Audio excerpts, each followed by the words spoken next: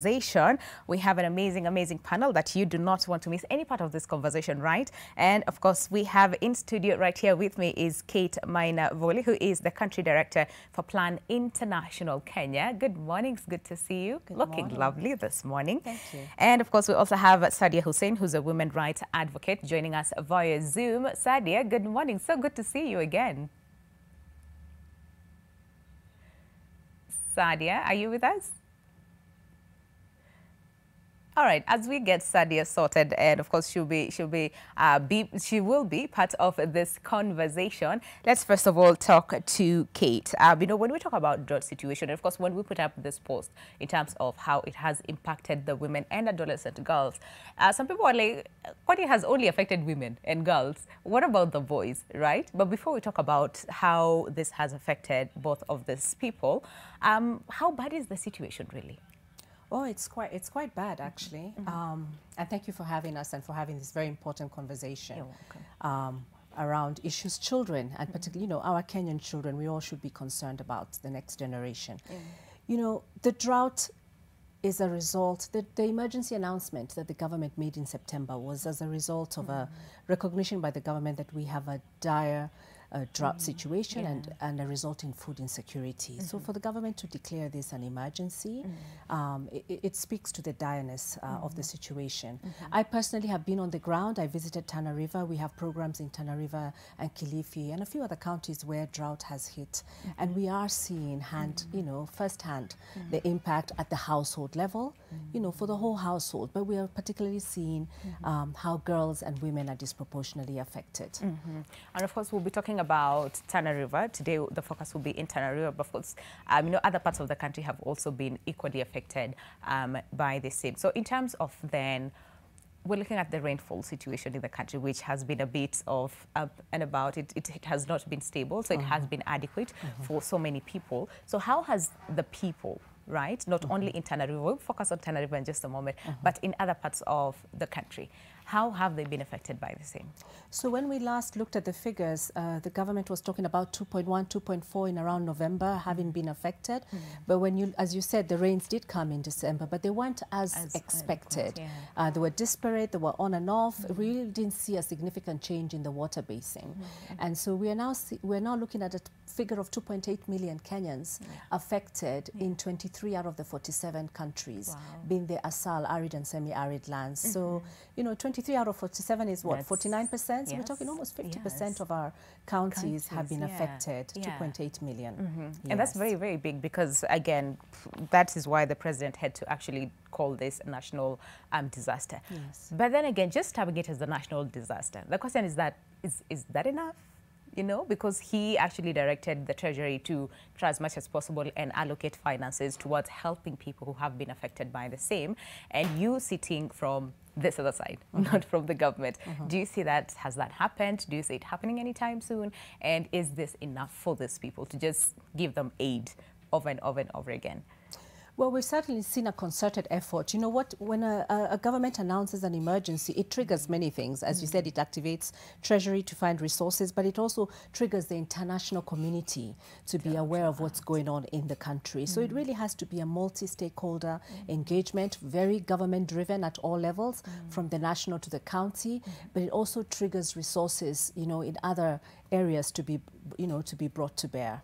The announcement has major implications. It also triggers the government to look at social safety nets, what is available for households that are affected, and to make decisions around how resources could be redirected to respond to the emergency.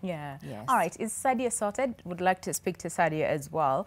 Sadia, if you can hear me, it's so good to have you on the show. You're currently in Mombasa, right? And of course, we just want to understand the situation in Tana River. Of course, we understand that you work very, very closely, with the people on the ground. Just paint a picture for us.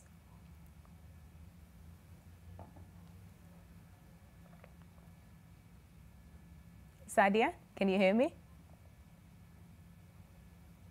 All right. Could you please unmute so that we can hear you?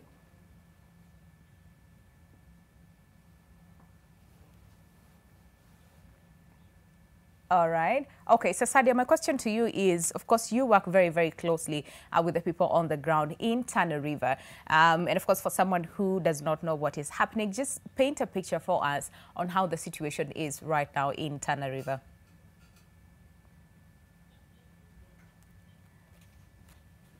Okay, all right. Let's come back to the studio and, of course, focus on this conversation. So, Kate, again, this is not the first time that the country is dealing with a drought, which, again, if nothing is done, could be termed again as a pandemic, right?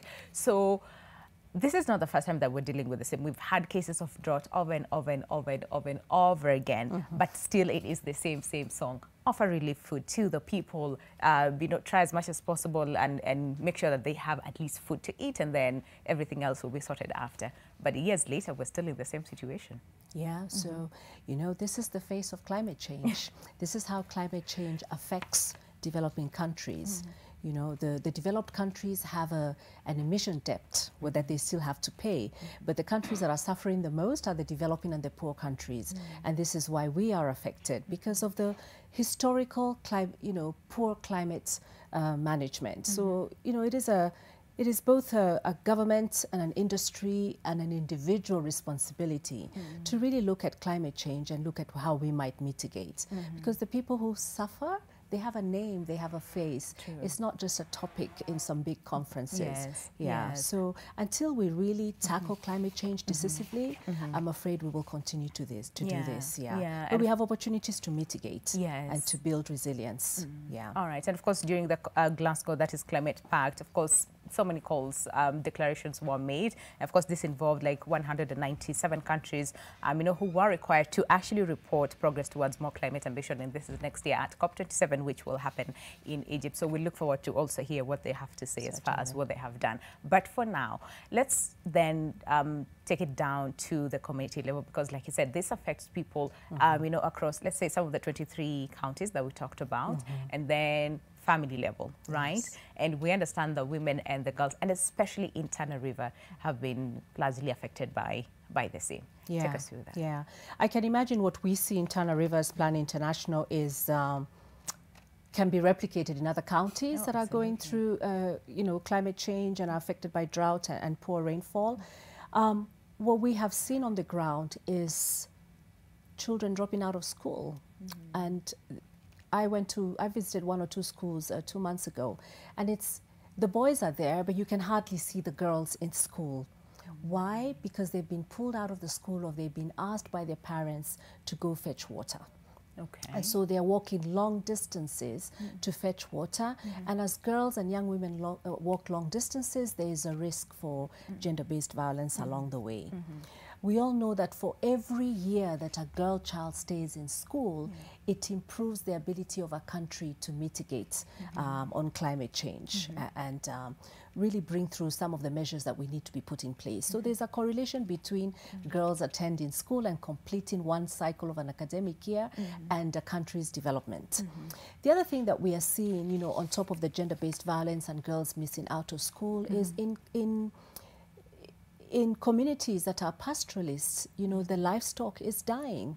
We were driving through cattle that, could hardly walk, dead, there was carcass all over. It was quite harrowing. What you see on TV or what you guys share with us in our screens is real. I can attest to that. And I'm sure many other Kenyans can.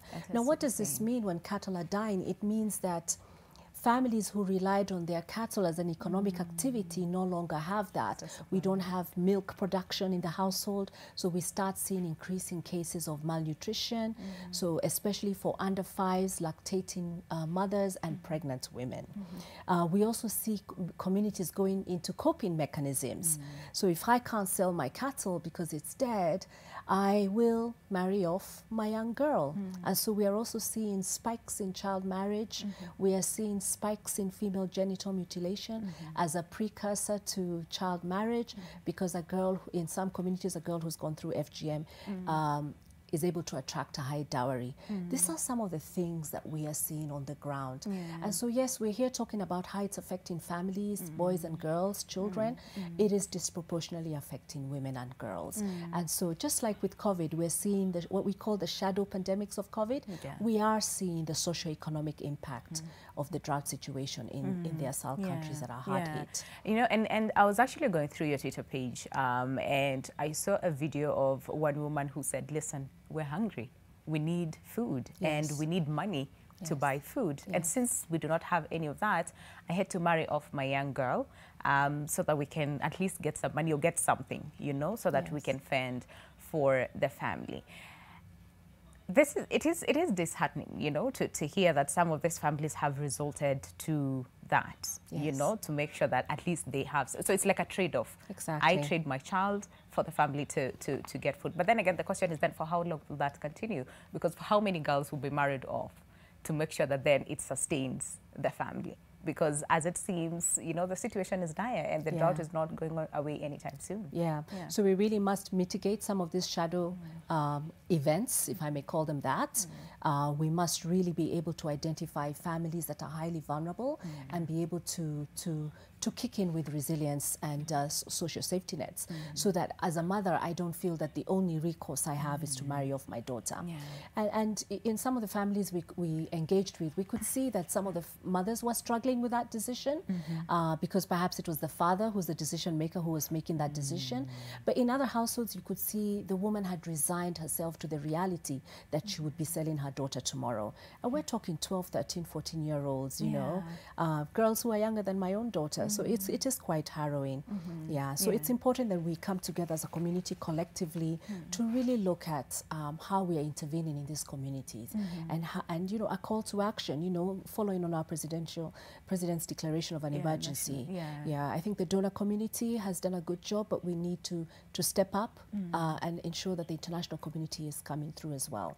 Otherwise, the gains we have had in terms of stemming FGM, ending teenage pregnancies, are just being eroded. And so what do we need to do within the context of an emergency to sustain the gains that we have been moving forward? And a little bit later on, of course, we'll be focusing on Plan International just to see, you know, what you're doing, you know, as far as then changing the situation really, so that we do not see cases of young girls being married off, or, you know, some families resorting to female genital mutilation just to prepare this girl for marriage. And also the young women, again, we'll also talk about how they have been affected. But right about now, we have Sadia back on Zoom. So Sadia, it's really, really good to see you. Good morning. Thank you very much for joining us on the conversation. So I know that you work very, very, you know, closely with the communities, and especially, you know, just to help the young girls and young women. So right now in Tana River, just to paint a clear picture of what the situation is, can you tell us more about this,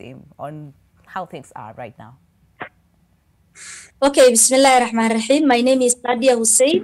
I am a women rights activist from Tana River County. Basically, in Tana River, we had the longest hard-hit drought that actually took away all the livestock that we had, that took away all the crops we had. So in Tana River, drought actually left people very, very poor, extremely poor. As you are aware, the poverty index of Tana River was almost over 72%. But right now, people who had cattle do not have cattle anymore because they were swept away by drought. So you can imagine 60% of livestock, over 60% were lost. People have been left very poor. So the current situation is a situation whereby people are extremely poor. When it comes to assistance, in terms of assistance and all that, you know, Tana River is very vast, and we have people who are living along the riverine and people who are living in the hinterlands. So most of the time, even passage of road is very poor. Those people cannot even access in communication because they don't have networks. So most of the time, you will find out that women and girls in Tana River are really, really suffering, because if the people who are the heads of households cannot provide anymore. The cattle were swept. What can you imagine can happen to women and girls? I have witnessed a situation whereby girls were walking over 20 kilometers to look for pasture so that the cows that were deteriorating can actually feed and have something. I've witnessed a situation whereby herders were ferrying hundreds and hundreds of cattle with a lorry from Delta to their homes. And I was really, really disappointed and very sad, because at that moment, you can see an old man, 70-year-old man, crying on the corpse of their cattle. So the situation was really poor, and the farmers could never do anything, because of the drought, they cannot, plant their seeds. So the current situation is worse, and I think Tana River really needs emergency response for both women and girls, and also the farmers. All right. Okay. And of course, like we said, we understand that the president had to declare drought a national emergency. And of course, response was also needed just to make sure that then some of these families are somewhat, helped to try as much as possible and see that at least they have food on the table. I mean, it's just sad to also, because we see this over and over again where, what we see on TV, the drought, the animals are actually dying because there's no pasture, there's no water for them. So, as of now, Sadia, what help, have, let's say, the residents received so far to just try and mitigate the situation? Very minimal has been done. Why am I saying very minimal? Because it's almost every household that have lost their cattle. So when you select a few individuals and maybe M-Pesa them after 3 months, so you can imagine what is the situation, what kind of crisis we have. There are people who cannot afford to have a breakfast right now. There are people who cannot afford to take their children to school right now. There are people who cannot afford to do anything at their houses. And when I'm saying this, it's the reality on the ground. We have hundreds of men who are now just crying. I have seen someone who even hanged himself to death, because when he lost over hundreds of cattle, he just hanged himself to death.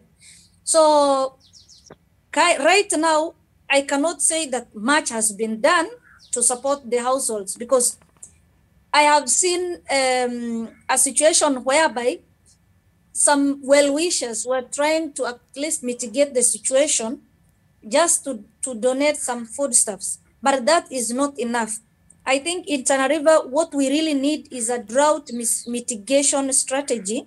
And I would really appreciate, I know Plan International is now in Tana River, and they will do a lot. We need drought mitigation strategy, not just emergency response. Yes, the president declared drought an emergency or a crisis, a national crisis. But in Tana River, very minimal has been done at the moment. So the people need at least a restocking.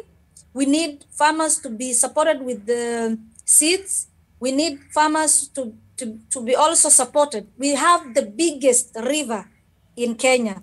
So I don't understand why our people are still dying of hunger. When it comes to hunger, we are the first front line to complain.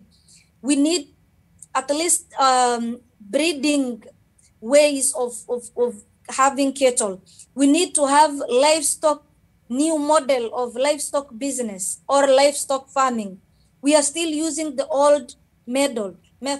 So how do we ensure that we have alternative livelihoods for these people? When drought comes, when flood comes, how do we ensure we have an alternative source of livelihood for these people?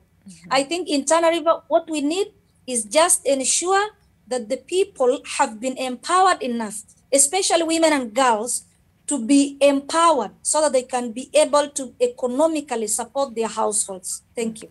All right, and I hear you, Sadia. Very, very valid concerns that you're raising over there. And of course, talking about a case of suicide where, again, some people are actually dying by suicide simply because they have no other alternative. I mean, the man who's supposed to be the head of the home but now has no alternative in terms of providing for the family, the cattle, or let's say the animals, all of them dead. So it can be a very, it's a very difficult situation, you know. And of course, someone might ask, why Tana River, right? Because like you said, we have other 23 counties that have been affected by the same. Why specifically Tana River? Is it like the hardest hit, you know, that's probably Plan International decided to focus on, or are you slowly branching out into the other counties? Yeah, you know, thank you. I think the drought has affected, definitely, without a doubt, more counties than Tana River. So we're talking 23 counties. That's been declared an emergency, and a humanitarian assistance is required in those counties. I think we speak about Tana River because, you know, Sadia is sharing some real horror stories. Yeah. As Plan International, yes, we moved into Tana River recently, so we are very we are on the ground in Tana River and are able to see firsthand some of the situations. We are also in Kilifi, we are also in Kwale doing humanitarian support because those counties are also affected, and we're also in Tharaka Nithi as well.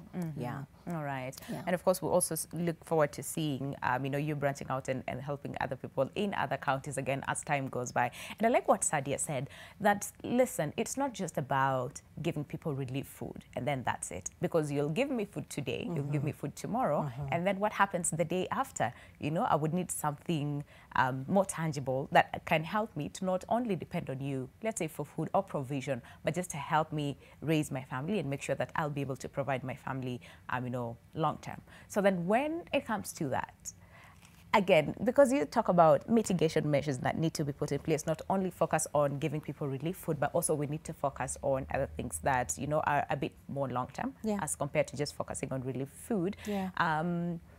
Again, so where do we start from? Because like I said earlier on, this is something that we have been dealing with as a country, you know, for a very long time now. I think with every response, and especially a humanitarian response of this nature, we must think about short, mid, and long-term interventions. Indeed, providing relief and, you know, short-term humanitarian assistance is in itself a short-term. We must be thinking about protracted relief and rehabilitation as part of a long-term response. And I think Sadia has talked to the need for both national and county government to provide that leadership across those 23 counties to ensuring that we are really thinking about a mitigation plan. So it's not just about relief food as well, but it has to be multifaceted, it has to be multi-stakeholder engagement, and really the big umbrella to all that is addressing climate change. And of course we'll be talking about that, you know, but after we do this have to break. save lives. We do have to save lives, in the process, because again, so many people are dying from the same. There's a lot of, like you said, cases of malnutrition because again, there's no food, and even the relief food that is being given, it's not like it's not enough. It's not enough, and it's not balanced. Like it's you know, it's required. And the cash transfer is not enough. It is not enough as well, so we either. Need more. A lot more. And of course, we'll be talking about that in just a moment, and also how climate change, and then what we can do to make sure that, you know, we also focus on climate change so that we do not see cases of this. So let's take a break. But of course, when we come back, we'll also narrow down to the women and the girls, and of course, the aspect of then have they been heavily hit by drought, and again, what needs to be done. Sadia talked about an aspect of empowerment, which again I feel is very, very important. So the question, remember, that we're asking you today, it's all about the drought situation in the country, and we're asking you, do you think it is a ticking time bomb, and who should be held accountable? Once again, is the drought situation in the country a ticking time bomb, and who should be held accountable? And we have a bit of your feedback. Let's hear what we, all right, okay, we'll be looking at your feedback after the break, so keep tweeting at NTV Kenya at Lubembe_Winnie, and of course we look forward to hear what you have to say. But for now, let's take that break. We'll see you after.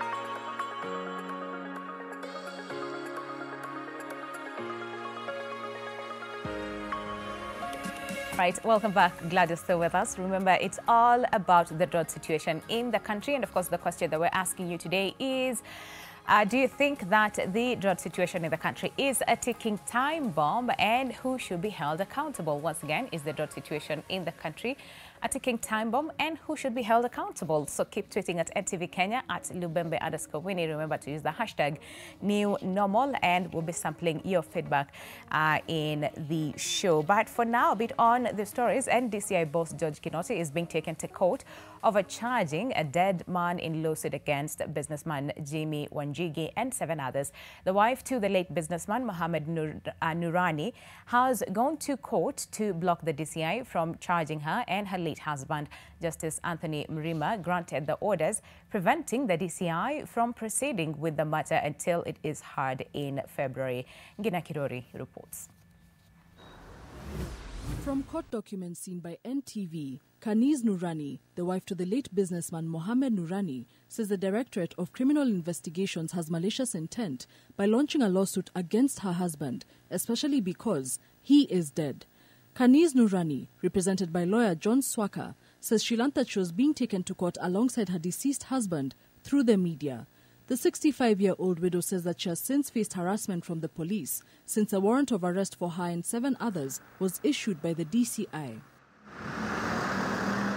Kaniz says that in 2005, she and her husband, as well as their associate, Mohammed Hussain Ali, bought property from Velji Premchand Dodhia and Himanshi Velji Dodhia. However, in 2009, they decided to sell the land and finalize the transfer on 20th May 2010.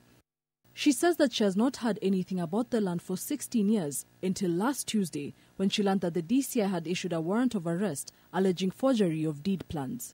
High Court Judge Justice Anthony Mrima has since granted the widow relief, blocking the DCI from acting further until the matter is heard on the 9th of February 2022. The incident has put DCI boss George Kinoti on the spot once again over the contentious court case. This comes after a court cleared Jimmy Wanjigi of all criminal charges over the same parcel of land last week following his dramatic arrest. Ngena Kirori, NTV. And elsewhere, 16 people were killed and 8 more seriously injured in a fire caused by fireworks in a nightclub in Yaoundé, Cameroon. The tragedy occurred as the nation hosts of the Africa Cup of Nations football tournament. Now, according to Cameroon's communication ministry, the accidental fire was caused by explosions from the fireworks often used in nightclubs. The fire engulfed the main roof of Leaves nightclub in the capital's upmarket Bastos district, home to embassies and diplomat residences. The explosion first consumed the building's ceiling, causing panic and a stampede. Around 100 people gathered outside the morgue of the military hospital in Yaoundé's Ekono neighborhood, hoping to find out news of relatives. We are here at the morgue, and it is true. The report is there. He is dead. But they aren't explaining anything to me. I do not know what happened. I am not aware of anything.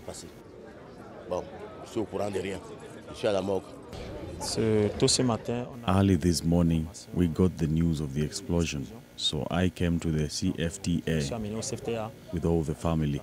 So we saw that he really was amongst the victims. Louis was a little brother. I lost a brother that I will never have again. Donc, lui, c'est un petit frère. J'ai perdu un frère que je n'aurai plus jamais.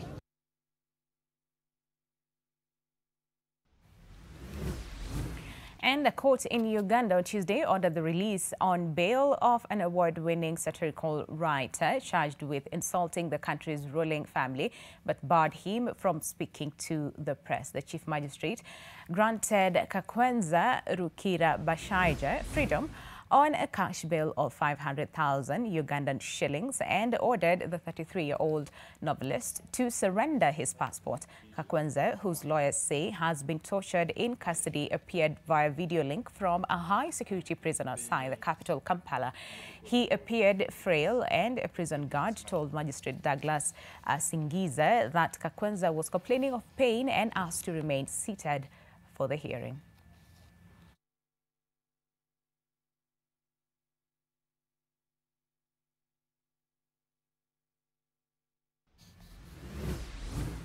And Tropical Storm Anna knocks out power in Malawi after hitting Madagascar and Mozambique. The storm, which formed over the East Africa coast of Africa's largest island, Madagascar, brings heavy rains to mainland Africa after causing flooding and mudslides in Madagascar. The latest report from Madagascar's Disaster Management Agency on Tuesday showed that 34 people have died and nearly 65,000 have been left homeless since last week. Several low-lying districts of the capital remain under high alert and emergency evacuations launched overnight. Across the Indian Ocean, the storm made landfall on mainland Africa on Monday, bringing heavy rains and strong winds in Mozambique's central and northern districts. Mozambican officials on Tuesday said 3 people were killed with at least 66 others injured.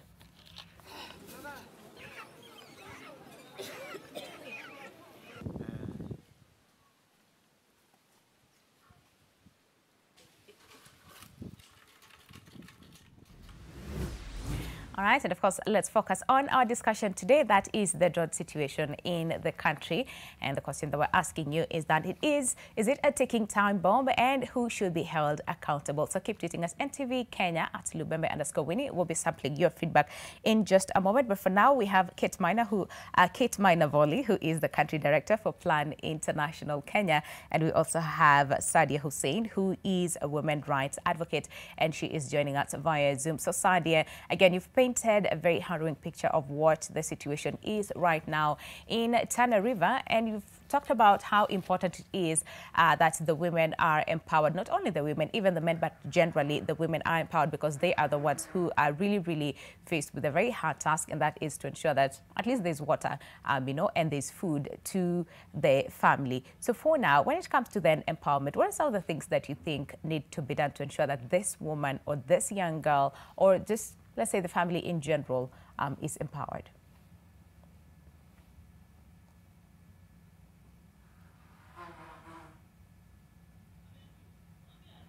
Sadia, could you please unmute? Sorry. Right. Okay. Can you hear me? Yes, we can. Go ahead. Okay, first of all, we really need to have to train the community on alternative source of livelihood. We don't need to depend on just livestock, on just farming. At some point, when floods come, crops are swept away, even the livestock cannot get what the kind of pasture they want. Again, when drought comes, cows are swept away and farmers cannot plant. How do we ensure that these communities living in Tana River can have alternative source of livelihood? We have young men and women who have the energy, they have the ability, they just lack the capacity. How can we ensure that we empower them with the resources? Number one, we really need to have short-term and mid-term and long-term solutions. That first, we really need to have young people who are planting trees everywhere, at schools and anywhere else that is possible, that we really need to plant as many trees as possible. These young people can be paid. That is job already for them. And at the same time, we are saving the crisis of climate change by ensuring our environment is okay. The second thing that we can do is for the girls. Right now, because of the poverty issues that has been brought by climate change and the drought situation, there are a lot of girls who cannot even access sanitary pads. Imagine if they couldn't be able to access before. How about now? So we really need to train girls on how to make reusable pads. They will have double benefits. Number one, they'll be selling the pads and get something on the table. Number two, they'll be able to help their periods. So we will end the period poverty in the process. Another issue that we really need to do, we really need to have milk coolants for the livestock keepers. We really need to have, machines that can actually do some irrigations for the farmers. Imagine we have the longest river, as I told you earlier, but again, farmers are dying poor. Livestock keepers cannot access the water corridors because at the end of the day, we have not been empowered enough to coexist and live together in a happy and harmonious way. So climate change has actually resulted in so many things, including gender-based violence, because at the end of the day, if there is no food on the table, then men and women will clash eventually.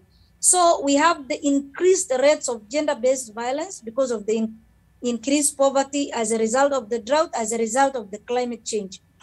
Yeah. So in short, we really need to have thorough capacity building for the communities, both young men and women, not just women. Because at the end of the day, we really need to ensure that these men also understand their roles and responsibilities. Women also are empowered enough so that they can sustain their livelihoods. Imagine it's the woman who stays with this child and ensure he or she goes to school. If the mother is not that empowered, then we are doomed to lose. That's what we really need to do. Restocking, giving the farmers capacity to have machines that can actually put water on their farms. We really need to do practical and effective methods that will ensure these people have food on their table. We cannot rely on relief food year in, year out. We are just tired. We really need to kuwezesha jamii. Thank you. I hear you, Sadi. And of course, I'll come back to you in terms of then what role does the community, does the family, does the people who are really, really affected by this, what role do they have to play to make sure that then again, they do not find themselves in such a situation that is in the future, even as we strive to make sure that we also focus on climate change, which, like you said, again, brings about so many issues, including gender-based violence. But for you, Kate, we talked about an aspect of marrying off young girls, you know, at a very young age. And I know there's some people who will be like, but I mean, this is somewhat like their culture. This is somewhat like their norm, right? This has been done over and over and over again. And there's a fight for the same to make sure that then these young girls, instead of being married off to someone who's way older than them, these girls are in school. And like you said earlier on when we started the show, that in a classroom, you'd find that there's a class with no girl, you know, no single girl in class, all boys, all right? So talking about the impact of just marrying off this young girl, it goes far off than just marrying this young girl so that we get food, all right? What does, you know, the impact of just marrying off this young girl, you know, have, and especially on the girl? Yeah. Oh, it's a generational, really. The minute you pull a girl out of school, the impact, the ripple effect is felt right down to her children and to her children's children. Yeah.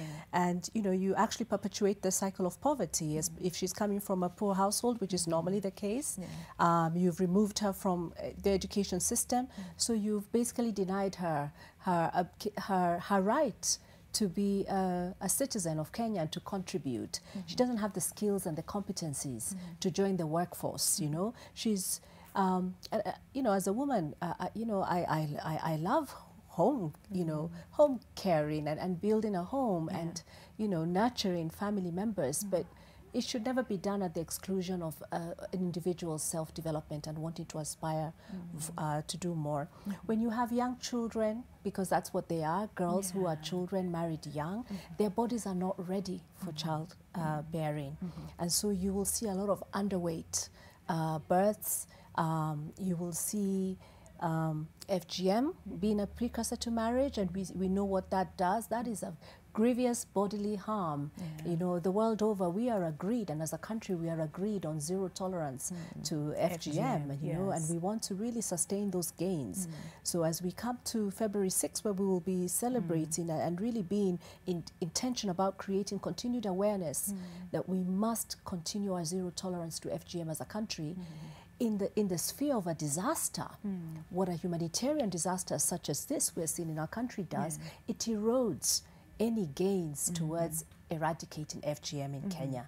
Because as we've heard from Sadia and we've seen it on the ground, families are selling off their girls. And in pastoral communities that practice FGM, the precursor to selling your daughter is that they must undergo FGM because they attract a higher dowry. So it's more than just the drought. It is an actual erosion of parity in school, enrollment, attendance, and progression for both boys and girls. So when you pull me out as a young girl, we are eroding all the benefits of free basic education, all the benefits of an education system that's supposed to prepare me for the workforce so I can contribute to nation, the development of a nation. Yeah. So it has so many ripple effects. Yeah. On the same. Yeah. And of course also the, the aspect of the FGM. And there's some people who'll be like, I mean, culture, where then do you draw the line? Because again, like we said, as a country, we agreed on the zero tolerance to female genital mutilation.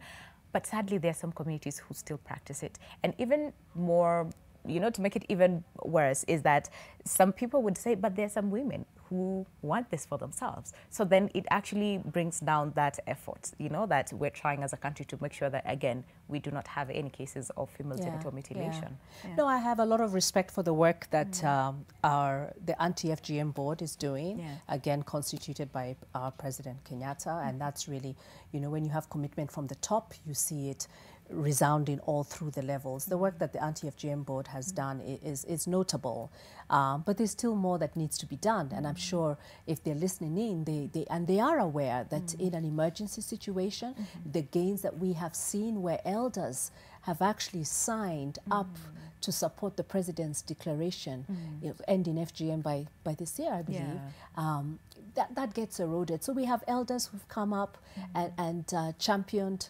the president's call to end FGM. We've had former circumcisers who are now reformed. We've had girls who now have a voice and are confidently able to say no to FGM. We have organizations such as Plan International and many others working in Kenya who are rescuing girls from FGM and perpetrators. It's against the law, so there is a process of bringing perpetrators to book. So a lot of strides have been made. But as we come to February 6th, with the intention to end FGM, I think if we are not careful and not very intentional, all those gains will be eroded. Yeah. And of course, Sadia, I know this case is especially for female genital mutilation. It's very, very dear, to you because you really, really fight it, And of course, we know your story, but just in case someone who probably is tuning in today for the very first time does not know you, or know your story, just to touch on very, very, a little bit of why, cases of female genital mutilation is so dear to you.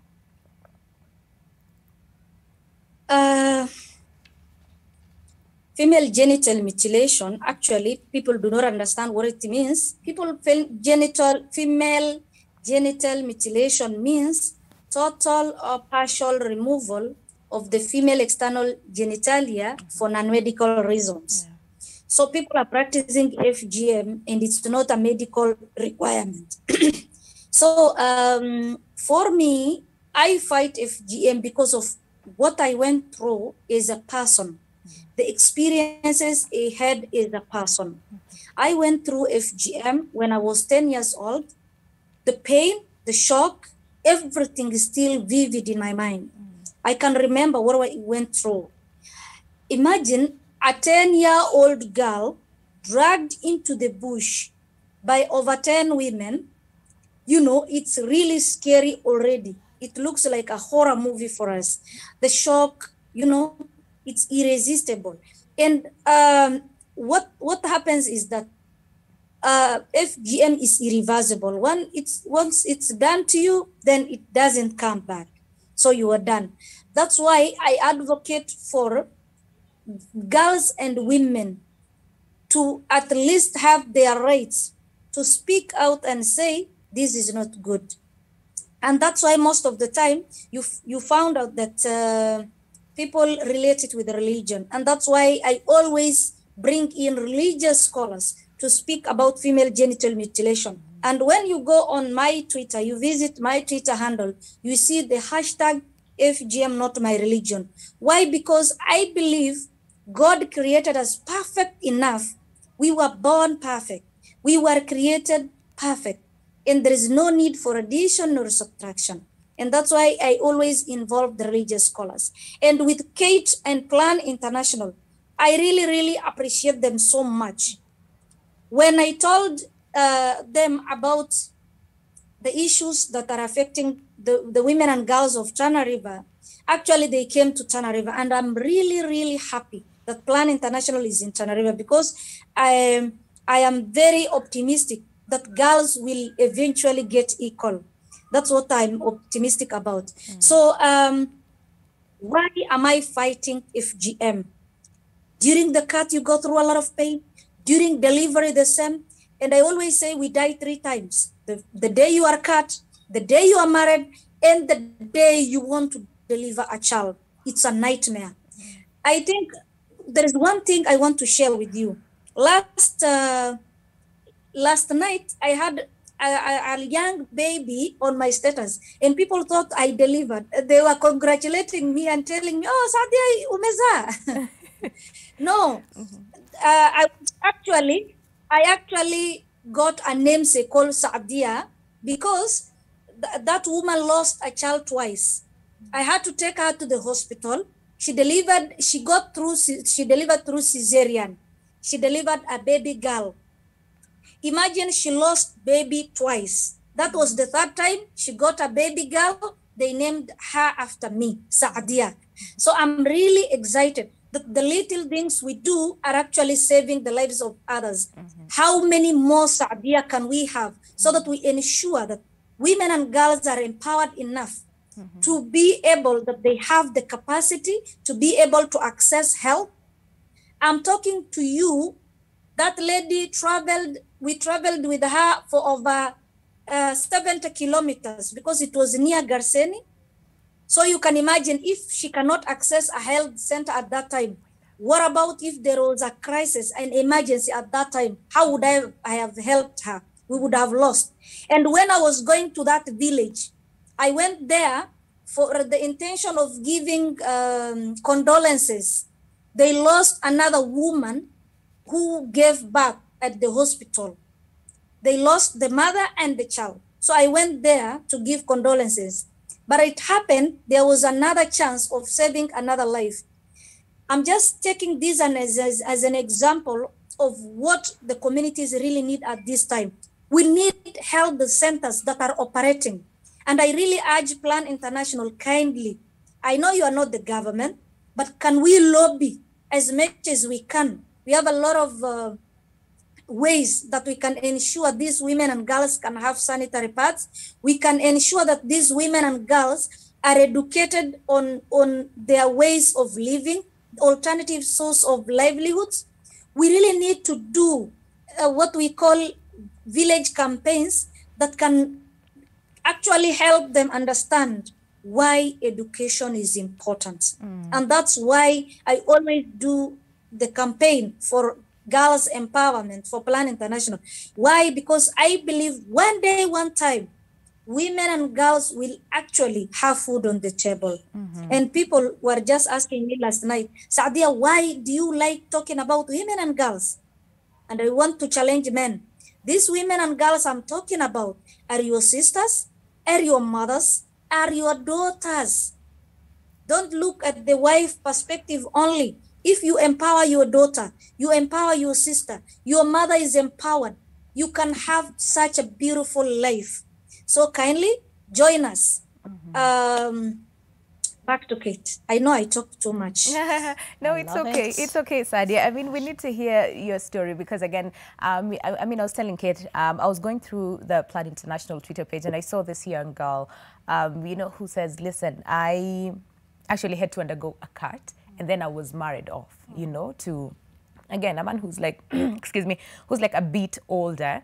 And it's just sad to hear this young girl talking about that. And then I remembered Sadia also went through the same. So it's really, really good to hear Sadia talk about how important it is to let's just finish this once and for all. I mean, culture, there's some really good things, about our culture as a people, and we celebrate that. But of course, the ones that, are bring more problems again, I think, and they're very, very harmful, to the people. Again, we can do away with the same. And of course, talking about, again, Plan International, I know your major focus is on quality healthcare, education, and also economic empowerment. So tying all this and the work that you're doing in Tanariva, very recommendable, again, given what Sadia is saying as far as what you're doing to help these young people, to help the young women, to help the young girls, but at the same time, just the family in general. Yeah. No, thank you. So we recently launched our new strategy that's focused on ending teenage pregnancies and all forms of sexual and gender-based violence for girls and young women in Kenya.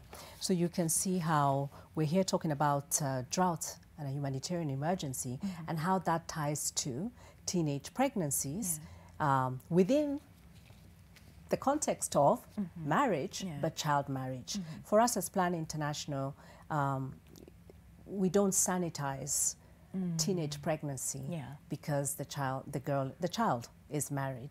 And so, you know, issues of what's going on in our 23 counties and what we are seeing as the realities that women and girls are facing, because they are disproportionately affected. And as Sadi has said, we are seeing a spike in FGM. We are seeing girls being married off. That really resonates with our strategy and our desire to be intentional about ending teenage pregnancies and all forms of sexual and gender-based violence. We are, as you know, we are in Tana River. We went into Tana River last year because of the great violations that we were seeing on girls' rights, because girls' rights are human rights. And so we really want to be very intentional about identifying those violations and being part of the response. In a humanitarian crisis, our response is our entry point to working with communities to provide long-term resilience and livelihood. So there's a space for immediate emergency response, and there's a space as well for long-term, as I said, protected relief and rehabilitation for the communities and families we work in. So our girls are our entry point, but in the community we look at the issues that affect girls, and we also look at the households that they come from. From this drought crisis, we've been able to work in schools. We've been able to provide water tracking support in Kilifi, Kwale, and Tana River. We've been able to provide purification tablets to ensure that both girls and boys are getting clean water when they're in school, and we'll be able to supply water tanks to mitigate what I said earlier on around girls being pulled out of school to walk for so many kilometers in search of this elusive water because the water levels have gone down.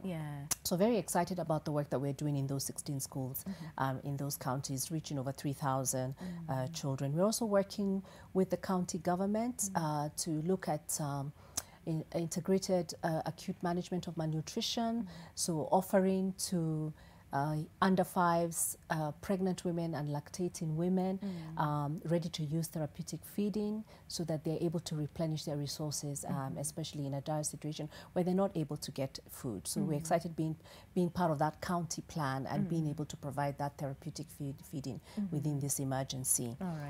We are also we believe that girls must be treated with dignity, that even in an emergency, they still get their periods. You know, periods don't know nothing about emergency and drought and whatever. And so ensuring that their girls are able to access dignity packs, sanitary towels, as Sadia mentioned, and just the whole dignity pack so that they can continue to access school, because we know girls drop out of school when they're and also with the water sanitation improvements that I mentioned as well. So there's a lot going on, and we're also providing emergency school feeding. We know that children are coming to school with no food in their bellies, and that affects many things. It affects attendance, and even when they do attend, the ability to concentrate and be retained through the whole day is an issue. So we are providing school feeding as well in schools. So, and then looking, and it's really, really good. But then again, so looking at a long term, because remember, like we said when we started the show, just offering like relief food and all those things might not be really sustainable, and especially when it comes to the future, because probably next year we'll still deal with the same if nothing is done to, again, contain aspects of climate change, and just in general, just to empower the communities to also try and see how best they can, salvage the situation. So looking at a long-term plan, as Plan International, what are some of the things that probably you have in mind to make sure that you help this community? So we first actually went into Tana River. It was with a project, a donor-funded project, but we've had to recalibrate ourselves to actually respond to the emergency in the first place. As I said, we might enter community because of an emergency or a response, but we have our long-term programs that we deliver in that community. So through this donor-funded program, we'll be able to increase girls' agency so that they can speak out on issues that affect them, so they can say no to FGM. They can be able to have their voices heard and be at the table where decisions are being made. We're creating a lot of awareness around girls' rights in Tana River through that grant. We are working with government. We are part of the county government effort to really ensure that we are developing an accountable gender-responsive humanitarian action. We are also influencing government at all levels in terms of adequate resource allocation to families, especially those in low-resource settings. And we do this in collaboration with other organizations. We are part of a Joining Forces Alliance, which includes 5 other child-focused organizations, World Vision, Save the Children, SOS Villages, Terre des Hommes, and Child Fund and Plan International. And collectively, we're able to speak about the issues we see across the many counties that we work in collectively as an alliance, and so influence government around policy issues, around moving from policy to practice, resource allocation, ensuring that the bottlenecks in the national level system are being addressed, but also at the same time being authentic on the ground, delivering life-saving projects, but also long-term protected relief projects, like I mentioned, working with girls and boys and their families and their communities. Yeah, because I was about to ask, but what happened to the boys? Like, where are the boys? Where do we place them? And I also want Sadia to also chime in on the same, because again, we know this as a country when it comes to implementation, because we all have this amazing ideas on things that we want to do, things that we want to achieve, things where we want to see our girls, where we want to see our young women, where we want to see our young boys as well, because we also need to involve them to make sure that they also protect these young girls, you know. But when it comes to the implementation, this is where there's a very, very big challenge. So Sadia, I want you to chime in on the same in terms of implementing some of these policies, you know, either from the government level to the county level to the sub-county level and even to the community level when it comes to implementing some of these policies, and especially when it comes to like zero tolerance to female genital mutilation and gender-based violence as well.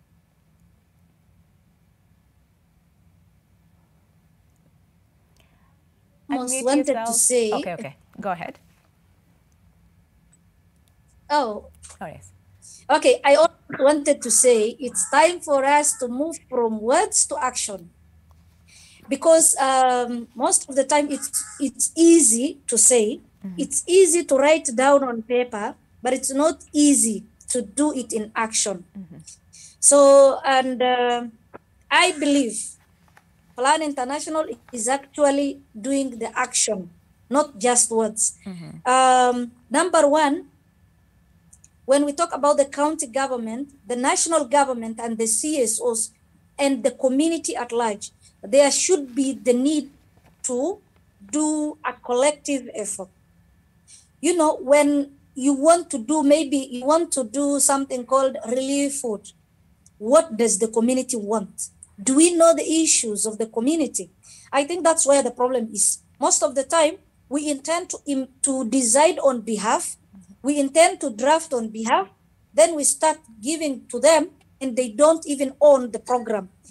This is what I would really recommend for us to be able to achieve, whether it's zero tolerance to FGM, teenage pregnancy, child marriage, anything to do with the community. Let us have community dialogue. We involve the community first. We empower the girls to have the voices. We empower the boy child as well. We don't want to have a situation whereby the girls are now empowered, the boys are now less empowered.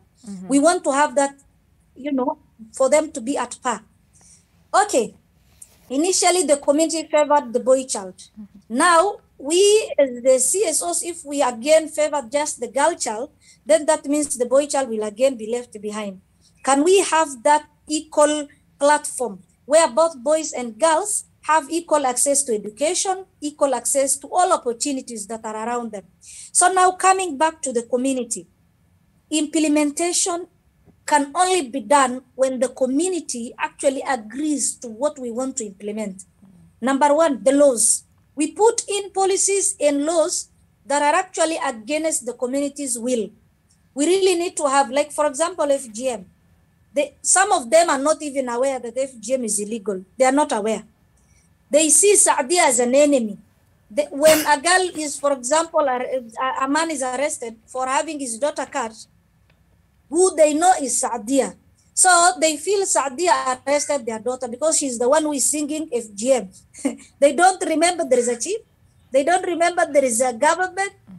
Only that the person they know is Saadia. So we really need to sit down with the community, ensure that the policies and the laws we draft are actually community-owned regulations. Number two, if we want to run a project, can we sit with the community, know where there is that, vulnerability, and we dwell so much there, we bring them to the level of the others, then we continue doing the rest. Okay, for now, what Tana River needs, when we say we want to do water, water tracking and all that, can we have the most vulnerable villages to be given maybe the water? Can we have the most vulnerable community being given, for example, food? So can we have that, collective dialogue where all stakeholders are there, both the national, county government, CSOs, and the community representatives? We articulate the issues very well. We say, this is where we start and this is where we end. That way, we will not have that collusion and that confusion. One thing that I wanted to say right now about the teenage pregnancy that Kate has really talked about. Most of the time when I'm talking about teenage pregnancy in Tana River, this is what I say. We are known for mangoes. So I always tell our people, the mango that is ripe and the other one, which one is more sweet? Then they say the ripe one. And the other one is called kidanga, ikochachu. So now I tell them, why don't we go for the ripe mangoes and not the one that is bitter, So I think such campaigns can actually work within and teenage pregnancy. We know where FGM is happening. We know where child marriage happens. We know where teenage pregnancy is prone. So we really need to have different strategies at the same time. But I want to urge kids, when we are doing Plan International campaign, kindly, let's have an integrated campaign where when we are talking about, like, for example, 6th February is the zero tolerance for FGM.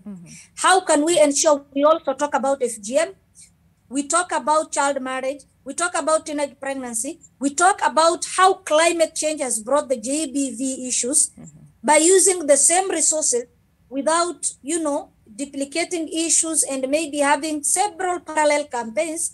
We can use the same platform, the same resources to empower the community, understand how they can own these programs. And we really need emergency water trackings and emergency food for these families that have been hit by drought. As I told you earlier, people have really lost over 60% of their cattle. They have been left poor and in a dilemma, without access to education, without access to networks, without access to health. And this is really, really, really wanting. The situation currently is that we really need emergency response to those areas. All right, we hear you, Sadia, and of course, thank you for raising very, very valid concerns over there and what really needs to be done. But also, I have a question as far as then how best do we involve both the boys and the men? Because again, these young boys are the ones who grow up to be young men. So then, how best do we involve them and make sure that they are a part of fighting some of these vices that are affecting the women and young girls as well, so that we do not only say girl child empowerment and we leave the boy child, aside. So let's take a break. But of course, when we come back, we'd also focus on, like we all talked about, an aspect of climate change. How best then do we do this to make sure that then some of these vices are not, are not happening in our communities? So we'll see you after this short break. Stay with us. The conversation is on drought and of course the impact that it has on the young girls and young women as well. See you soon.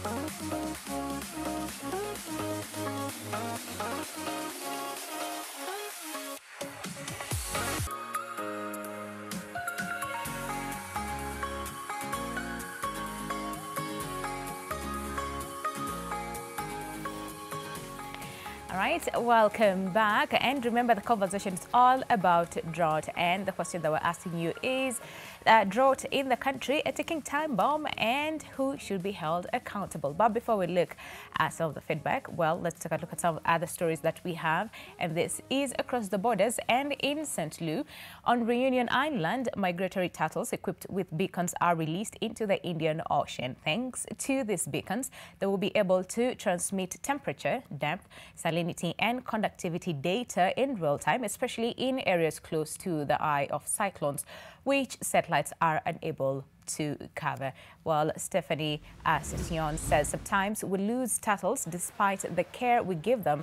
So it is true that when they leave, when the veterinarian tells us, okay, they are ready to leave, and when they do leave, it is really a big satisfaction. When on top of that, there is a tag and we can follow the tag for several months, then it is a real pleasure.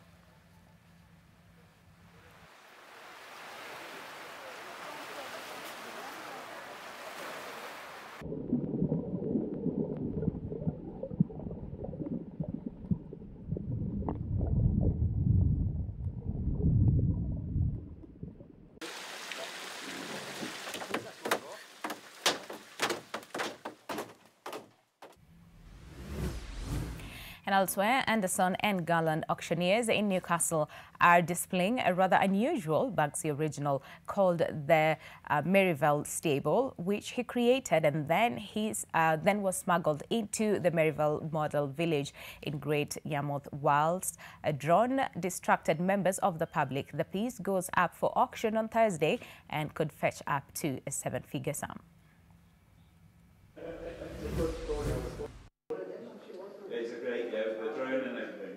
This is Banksy's The Maryvale Stable, a model completed and deposited in the Maryvale Model Village down in Great Yarmouth as part of the Great Spraycation tour done by Banksy. The model was snuck into the park by use of distraction method. They put a drone up in the air, distracted everyone, the model went down, and it took the vendors 2 days before they discovered that it was in the park.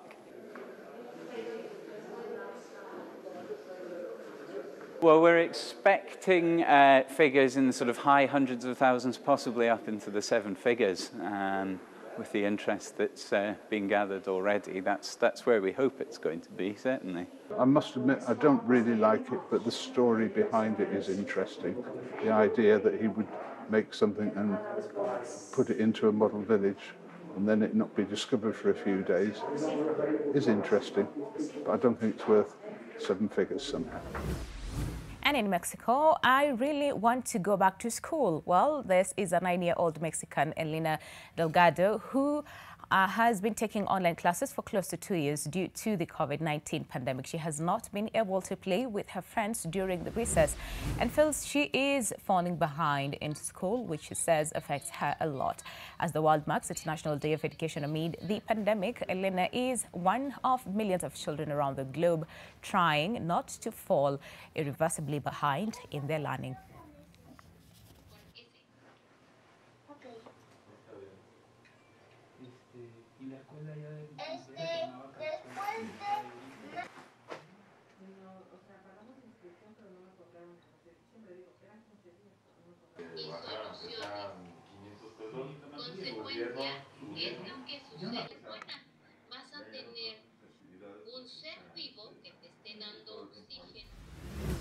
And of course, in the last phase of our conversation today, and that is on the impact of drought on adolescent girls and young women.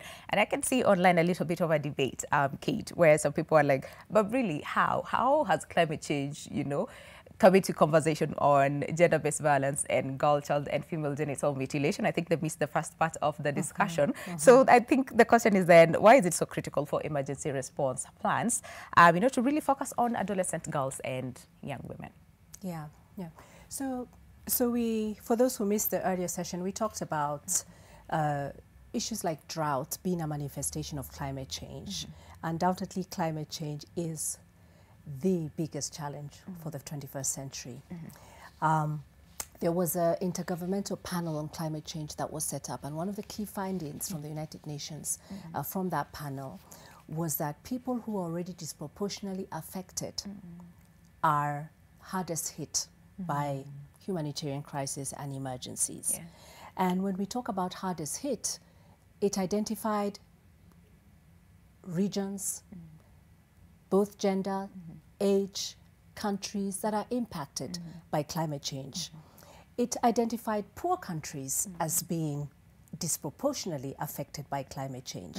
But it also identified that the impact on gender is not the same. But when we talk about poor people being impacted, we're talking about both men and women. Yeah. For example, men and women who work in the natural resources sector, like agriculture, both are impacted. That's not a gender issue. You know, I think we need to call it for what it is. Yeah. You know, those who keep livestock, you know, both genders are impacted. But when it comes to the impact on gender, you know, going back to disproportionately affected, it found that women and girls are will be disproportionately affected by humanitarian crises such as drought. Why? Because women are the majority of the poor. So if we make the case that the poor are disproportionately affected by climate change, then women represent a higher percentage of those that are poor. And women are more active in natural resource sector than men. Women are the ones who have to think about food preservation, water harvesting, you know, to keep the homestead functional. So the impact on gender is real. Women and girls are disproportionately affected. Earlier on, we talked about the reality of if there is no water in the household, a girl is pulled out of school. That's a gender issue. Yeah. The boy will continue to study, but the girl will be pulled out and she has to walk 3, 4, 5 kilometers, 7. Some, we were hearing even 10 kilometers to look for this water that is so scarce in Tana River and in other counties that are facing an emergency.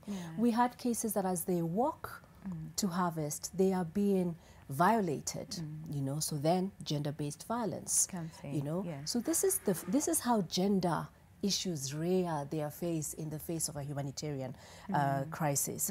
We also talked about when a man loses all his cattle. We've heard some of the coping mechanisms. We've had tales about a man committing suicide. We're hearing grown men who are able to take care of their families now not able to take care of their families, and grown men crying. When you see a grown man crying, you know, that's really something. It says something. It's the loss of hope. And we've seen grown men looking at their girl child as an income generating activity and marrying them off. So child marriage. And a precursor to child marriage in some communities is that they must undergo FGM. How can this not be a gender issue? Girls are dropping out more. Women are the ones who have to figure out the coping mechanisms at the household level. It is the girl who goes through the FGM. It is the girl who goes through walking all those kilometers looking for this water and is sexually abused and violated. It is the girl who has to be married off as an alternative income now that cattle has died. It is a gender issue. It is. Doesn't mean that humanitarian crisis is not affecting us all. No, it does. But we must look really at the gender dimensions of a crisis such as this. And I think then this brings in the question of then how best do we also involve the young boys and the men, so that again we do not make this like a gender issue such that one gender feels kwani what happened to the rest of us, you know. So and I think I want to ask this to Sadia, because again, Sadia, you are actively on the ground and of course working hand in hand with Plan International. So then what do you think needs to be done, especially when it comes to involving these boys, so that they do not feel this is just a girl's thing, as we're okay, so wachane nao wapambane na hali yao, right? Because one day these young boys will actually grow up into young men and husbands and fathers one day.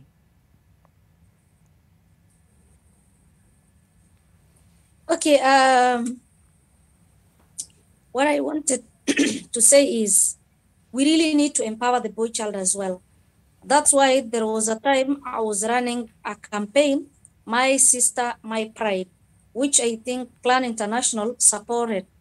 That was the first time we actually collaborated with Plan International on My Sister, My Pride, where we brought young men to say we really need to preserve our sisters' dignity. You know, when we are talking about girls' issues, girls alone cannot stand on their own. The peoples who are supposed to safeguard these interests are also the boys. Who are the perpetrators? Can we ensure that they also understand that these girls have rights. For example, if a girl is going through FGM, she's going through it for marriageability. Who is marrying the girl? It's the boy. If the boy does not accept a girl who is not cut, what will happen? So that's why we really need to actually educate and sensitize also the boy child.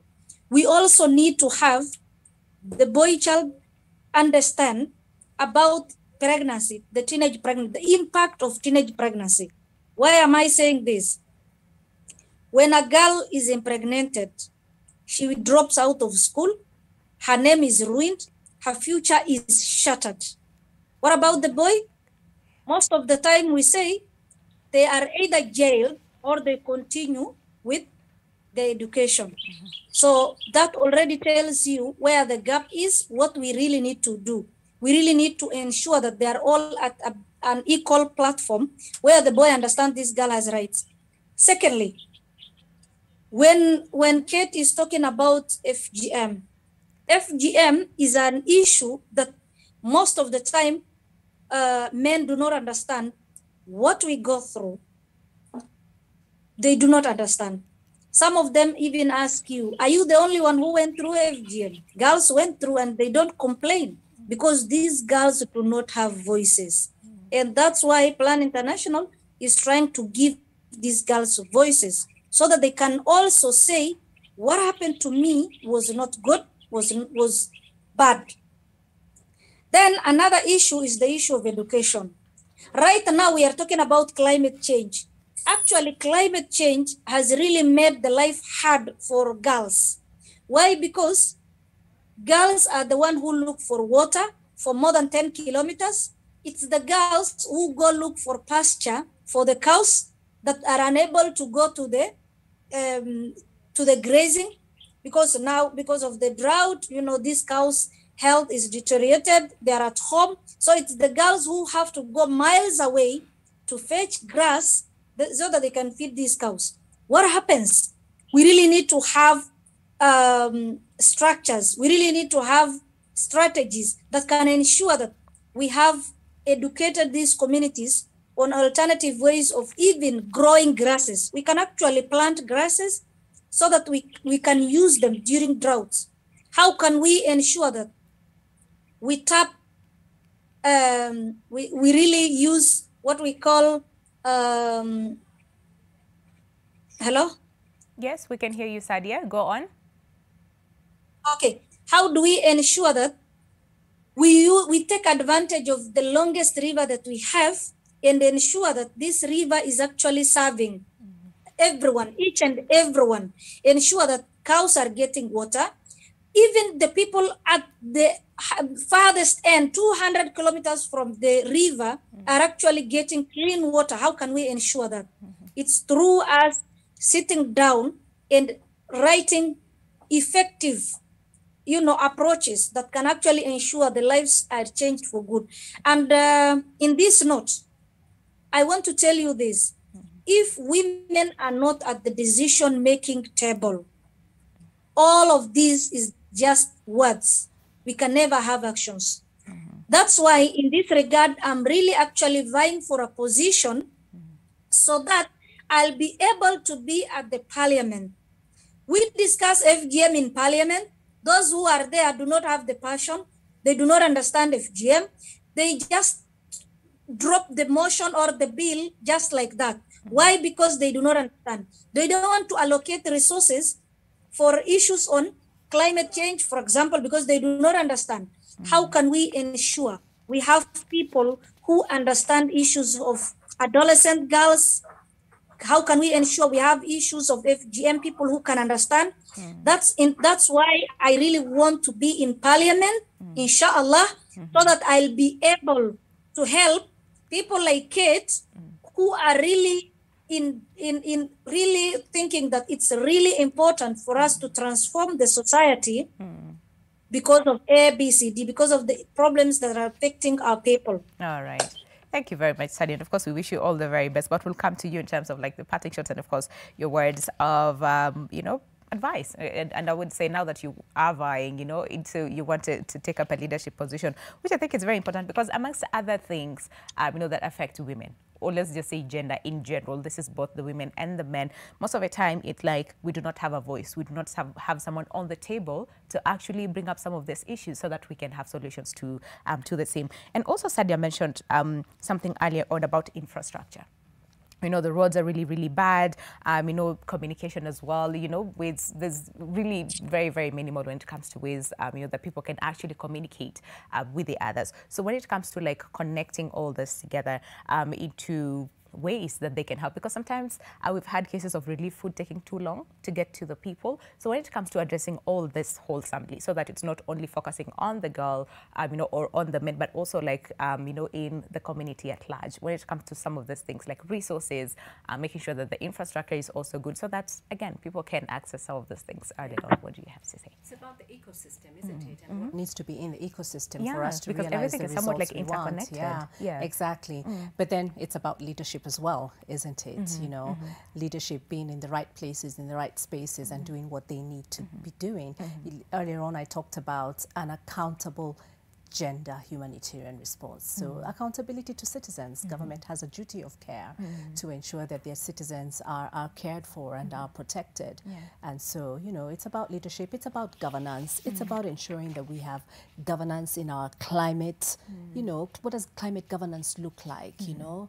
I understand from my team, we only have 5 counties so far that have developed, you know, infrastructure around climate governance. It would be good to see all the counties step up and really think through what climate governance looks like and what it means at the county level, so that we're able to, you know, identify the right programs and release the right resources for all these things. To happen. All right, and of course, again, just going back to the COP26, you know, where, like we said, leaders from, you know, across the nations, but more specifically 120 countries representing about 90%, this is of the world's forest, pledge to halt and reverse deforestation. And this is by 2030. And also earlier on, Sadia talked about an aspect of if we can have the community plant at least a tree. You know, every single person in the community plant a tree. That would make a very huge difference, you know, as far as then contributing to climate change, the environment, and eventually coming back to the communities and some of these vices. Do you see this really, really happening by 2030? I think where there is a commitment and where we do not sweep issues under the rug, where we actually recognize the shadow, the women and girls who are in the shadows of a humanitarian crisis, where we recognize that it requires government, civil society, private sector, and us individuals to plant those trees that you're talking about. It really is about collective action. But it does require very thoughtful and decisive leadership. And we've seen when there is leadership in several quarters, including on issues that affect women and girls, we have seen the whole country recalibrate itself to say no to FGM and to be purposeful and intentional about it. You know, as we go into February 6th, we're talking about accelerating, you know, accelerating investments in to end FGM. So again, that purposeful leadership is required to ensure that the drought does not erode the gains we've had in FGM, you know, in eradicating FGM in this country. It is doable. It is doable. We all need to put in the work. Exactly. Each and every person, not just saying the government or the civil society groups and everyone, you know, all this or that, but all of us need to also do the same. So Sadia, in like 30 seconds, in terms of just tying the conversation to bring more awareness, you know, when it comes to cases of, you know, gender violence, talking about female genital mutilation, just early marriages and all those things, what would you say in like 30 seconds as we end the show? First of all, I want to thank Plan International and also NTV for this opportunity and platform, because I am very sure that a lot of people are actually gaining information from this one show. One thing that I will say about gender-based violence in general, women and girls have rights like any other person. Women rights are human rights. So we really need to uphold at any given time. Secondly, when we talk about climate change, we talk about the droughts in Tana River. Remember, with the poverty index previously given in the current situation, I'm 100% sure women and girls are really suffering like 10 times more than the boys and men. Why? Because at the end of the day, we have that natural biological thing called periods. We already had that problem. So we really need to have as many pads as possible. We really need to have girls who are empowered at schools. We really need to have school feeding programs in all schools because of the current drought situation and also because of the crisis we have. Yeah. We really need to have water tracking that are at least frequent, consistent campaigns against, climate change. Because at the end of the day, if these people do not understand what climate change is, they are used to rains. The rains have disappeared. What Okay. do we do? How right. can we have alternative source of livelihoods? For the Again, people. Okay, very for briefly, the Sadia. short term. Yes. Okay, for the short term, Yeah. I really want to urge clan, if they're doing the emergency response, kindly do it so that at least every household can have food on the table. Okay. That's my humble request. All right. And of course, Kate, I'm pretty sure Kate has heard you and they'll do something on the same. All right. Well, we have to end the show over there, and that is on the impact of drought on adolescent girls and young women. And the question that we asked you earlier on is, do you think this is a ticking time bomb, and who should be held accountable? Well, we've had, some of you chime in, and at Marjama says, how we respond to drought situation is what matters. So far, very poor response from national government in Asal region's cash transfer programs is not enough.